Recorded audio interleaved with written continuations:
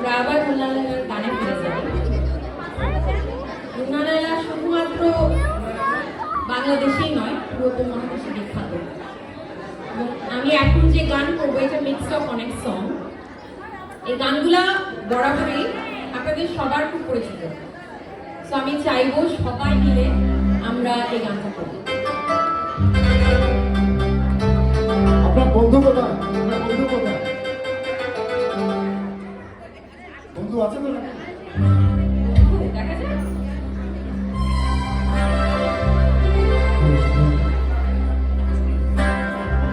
আমি তার আগে আমাদের এই ব্যান্ডের পিছনে কিছু মানুষের অনেক অবদান আছে, আমি সেটা একটু বলে নিতে চাচ্ছি। তার মধ্যে দুজন মানুষকে আমি মঞ্চে রাখবো, তারা আমাদের সাথে পারফরমেন্সে যোগ করবেন। তার মধ্যে একজন হচ্ছে ইঞ্জিনিয়ার লিনা আপু, যিনি খালেদ ভাইয়ের ওয়াইফ। আমরা ওনার বাসায় গিয়ে রিহার্সাল করে যথেষ্ট ওনাকে বিরক্ত করি। So I would like to call upon on the stage Lina আপু, please come on the stage. Everybody clap for Lina আপু। She is an engineer by profession, কিন্তু ওনাকে এবং ওনার আরেকটা বড় পরিচয় হচ্ছে উনিও চট্টগ্রামের। তো আমার সাথে আত্মার সম্পর্ক আছে। আর শুধু তাই নয়, শুধু রিহার্সাল করে তাই না, উনি আমাদের জন্য রান্না করে করে ভালো ভালো খাবার খাওয়ান। এক্স্যাক্টলি। আমরা খুব নেক্সট হচ্ছে আমাদের আরেকজন ইঞ্জিনিয়ার শক্তি, যে হচ্ছে আরিফিন ভাইয়ের ওয়াইফ। সেও কিন্তু খুলনার এবং সে আসলে আমার শ্বশুরবাড়ি বাগেরহাটে।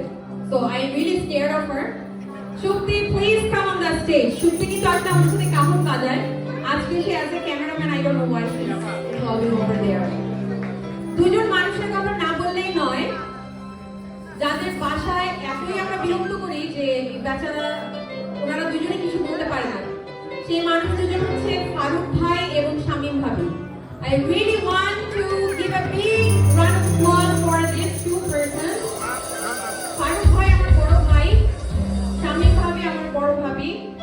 এরা আমাদেরকে যে পরিমাণে আদর করে এবং যে পরিমাণ সহযোগিতা করে তার কোনো হিসাব নেই।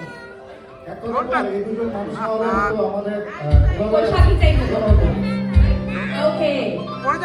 So let's ready.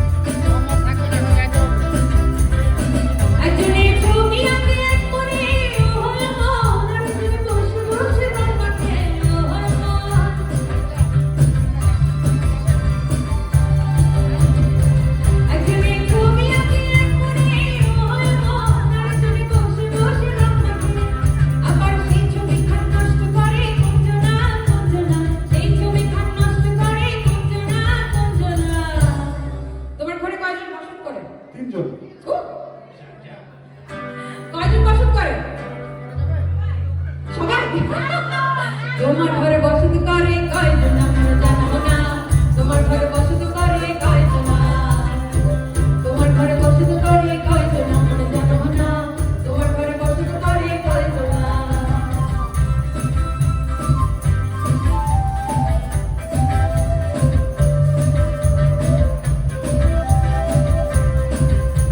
জিজুরে প্রেমের ভাব জানে না, তার সঙ্গে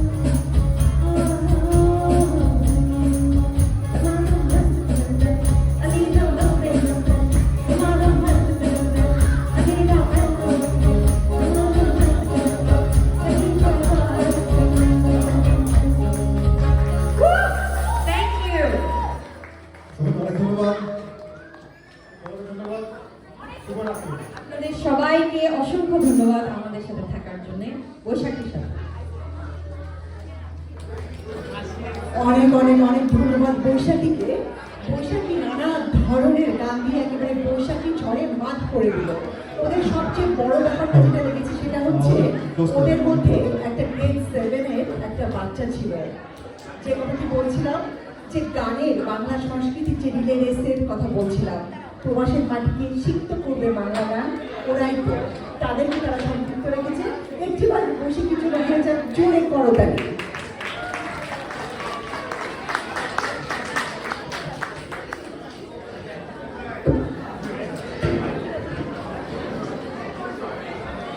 আমি একবার ওই সেমিটা এসে খেলছিলাম